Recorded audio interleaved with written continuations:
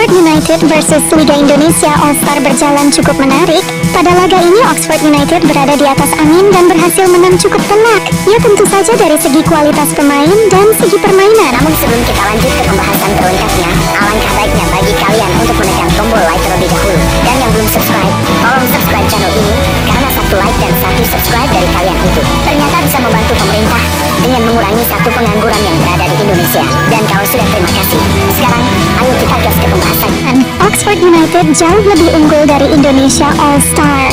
Akan tetapi respect kepada para pemain Liga Indonesia All-Star. Walau terus ditekan, mereka tetap tenang dan jarang sekali bermain long ball. Terbukti Indonesia All-Star mampu memberi perlawanan dan mampu mencetak 3 gol ke gawang Oxford United. Terlihat juga para pemain Oxford belum terbiasa dengan suhu stadion GBK yang dikenal sangat panas. Terlihat para pemain Oxford United cukup kelelahan bermain di Indonesia. Mimin juga nggak nyangka supporter yang datang sangat banyak, yaitu 41.000 penonton. Di babak pertama, Ole Romeni bermain sangat baik. Bahkan kalian juga pasti tadi was-was kan, melihat Ole Romeni dilanggar cukup keras. Ole Romeni di babak pertama juga mempunyai peluang emas untuk mencetak gol. Akan tetapi sayang tendangannya masih bisa diblok oleh kiper Indonesia All-Star.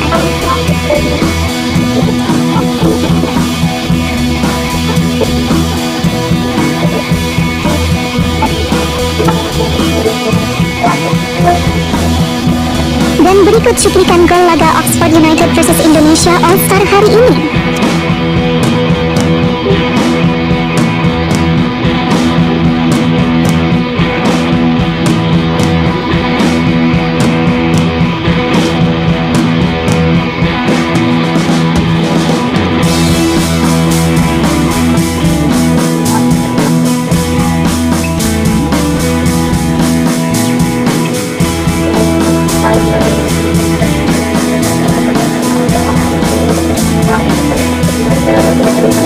Pada laga ini pemain Indonesia yaitu Ole Romeni dan Marcelino bermain cukup baik. Ole Romeni bahkan sempat melakukan juggling loh teman-teman. Berikut cuplikannya.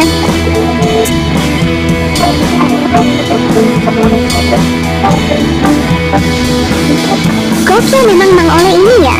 Di sisi lain Marcelino Ferdinand sendiri masuk di babak kedua dan bermain cukup aktif di sisi tengah dan sayap kanan. Permainan Marcelino juga terlihat cukup baik. Oxford United juga menjadikan ajang Piala Presiden ini untuk uji coba kualitas pemainnya, yang mana tentu saja Oxford United menurunkan pemain yang masih kurang menit bermain. Pelatih Oxford sendiri mengatakan bahwa tur pramusim ini adalah kesempatan bagus untuk memberi menit bermain. Gimana menurut kalian laga Oxford United versus Indonesia All-Star tadi? Komen pendapat kalian di bawah ya. Kabar selanjutnya, uji coba timnas Indonesia melawan Kuwait dan Lebanon tuai kritikan. Begini penjelasannya. Seperti yang kita tahu bahwa timnas Indonesia senior akan menjalani laga uji coba pada bulan September nanti. Pada uji coba itu negara Kuwait dan Lebanon resmi akan jadi lawan timnas Indonesia untuk persiapan ronde 4 kualifikasi Piala Dunia. Akan tetapi per hari ini para fans sedikit mengkritik soal uji coba tersebut. Para fans timnas di sosial media menilai bahwa Kuwait dan Lebanon bukanlah lawan yang cocok untuk persiapan timnas Indonesia untuk ronde 4. Para fans takut jika pada uji coba ini timnas Indonesia kalah, maka hal ini bisa menurunkan kepercayaan diri dari para pemain. Mengingat Kuwait sendiri di ronde 3 meraih poin paling rendah di antara yang lain. Dan sedangkan Lebanon bahkan tak mampu lolos ronde 3, mengingat sang lawan seperti Qatar dan Arab Saudi bahkan melakukan persiapan yang sangat serius untuk ronde 4 ini. Maka dari itu kekhawatiran dari kita para fans terbilang cukup wajar ya teman-teman. Semoga timnas Indonesia meraih hasil yang baik jelang ronde 4 nanti. Gimana menurut kalian? Komen di bawah ya. Kabar selanjutnya, Nova Arianto jadi pelatih lokal tersukses dalam deretan pelatih timnas saat ini. Beberapa waktu lalu, Erick Thohir resmi mengumumkan bahwa Frank van Kempen resmi ditunjuk menjadi pelatih timnas U20 menggantikan Indra Safri. Jadi bisa dibilang timnas Indonesia saat ini didominasi oleh pelatih berpengalaman asal Belanda. Frank van Kempen melatih timnas U20. Gerald Vandenberg bersama U23, Patrick Kluivert di timnas senior. Dari banyaknya nama pelatih berpengalaman asal Belanda, ada satu nama pelatih lokal yang dijuluki murid dari Shin Tae-yong, yaitu Nova Nova Arianto, yang saat ini melatih timnas U17. Sosok Nova Arianto sendiri pernah menjadi asisten dari pelatih timnas sebelumnya, yaitu Shin Tae-yong. Selama mengikuti Shin Tae-yong, Nova Arianto mengatakan bahwa dirinya banyak belajar soal cara melatih, dan sementara ini Nova Arianto bisa dibilang menjadi pelatih lokal timnas tersukses karena berhasil membawa timnas U17 tembus ke Piala Dunia melalui jalur kualifikasi. Tak sampai di situ, Nova Arianto juga berhasil meloloskan timnas U17 secara otomatis ke Piala Asia selanjutnya.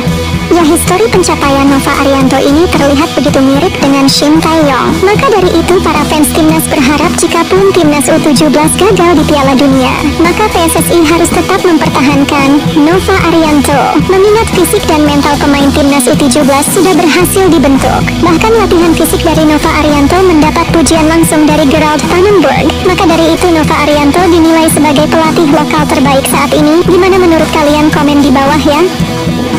Kabar selanjutnya, penarikan spanduk bertulis tuntutan Liga Putri viral di media sosial. Pada laga timnas putri versus China Taipei kemarin ada beberapa kejadian yang tak terduga, yang mana spanduk yang bertuliskan permintaan kepada Bapak Erick Thohir soal Liga Putri sempat dibawa supporter dan dibentangkan oleh para pemain timnas putri. Jelang beberapa menit, panitia langsung mengambil spanduk tersebut, sehingga membangun opini liar dari publik dan banyak yang menilai PSSI tak bisa menerima kritik. Bapak Erick Thohir sendiri mengatakan bahwa saat ini Liga Putri masih sangat sulit diwujudkan untuk saat ini, mengingat masih belum banyak pemain sepak bola wanita, dan beberapa klub juga masih belum siap. Maka dari itu Erick Thohir tak bisa mewujudkan Liga Putri dibuat dengan waktu singkat. Ya, bisa dibilang penarikan spanduk yang dilakukan panitia ini memang sangat disayangkan, mengingat kritik dari para fans itu hal yang wajar. Bahkan Bapak Erick Thohir juga menyampaikan langsung bahwa dirinya sangat menerima kritikan. Kayaknya di dalam PSSI juga ada orang-orang yang gak beres. Ya, sebut saja mungkin para exco-nya yang suka menjilat. Ups. Kabar selanjutnya, pelatih fisik era Shin Tae-yong jadi pembahasan. Mantan pelatih fisik di era Shin Tae-yong yaitu Shin Sang-gyu terlihat sekarang menjadi pelatih fisik Persebaya Surabaya.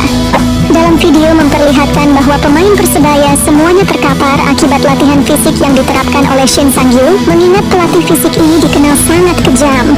Bahkan Rizky Ridho pernah mengatakan bahwa pelatih fisik Shin Sang-gyu benar-benar sangat tegas dan disiplin. Menurut Rizky Ridho, selama di timnas Indonesia dulu, latihan yang diterapkan Shin Sang-gyu berdampak baik bagi kebugaran pemain, dan itu sudah Rizky Ridho rasakan sendiri. Ya, semoga saja pelatih fisik timnas saat ini yaitu Quentin Jacoba juga bisa meningkatkan latihan fisik yang lebih ekstra, sehingga bisa menguatkan kembali para fisik pemain timnas Indonesia saat ini. Karena di ronde 4 nanti Indonesia akan bermain di tanah Arab, yang mana menurut banyak pengamat cuaca berubah setiap saat, kadang dingin kadang panas. Itu akan membuat para pemain mudah lelah, jadi kondisi para pemain memang harus dalam kondisi yang bagus. Apalagi hari ini kita mendapat kabar bahwa Ivar Jenner mengalami cedera yang mengharuskannya absen beberapa saat. Ya, semoga Ivar lekas sembuh ya teman-teman. Ya, pokoknya kita harus doakan yang baik-baik untuk para punggawa Garuda. Semoga performa para pemain terus meningkat, sehingga saat di ronde 4 nanti bisa bermain dengan maksimal. Semoga Patrick Kluivert juga segera memperbaiki kesalahan yang ada. Tetap dukung tim nasional sepak bola Indonesia teman-teman. Kalian juga harus sehat selalu ya, biar kita bisa bersama-sama berdoa semoga timnas kita lolos Piala Dunia. Semoga info-info tadi bermanfaat, dan sampai jumpa di video selanjutnya.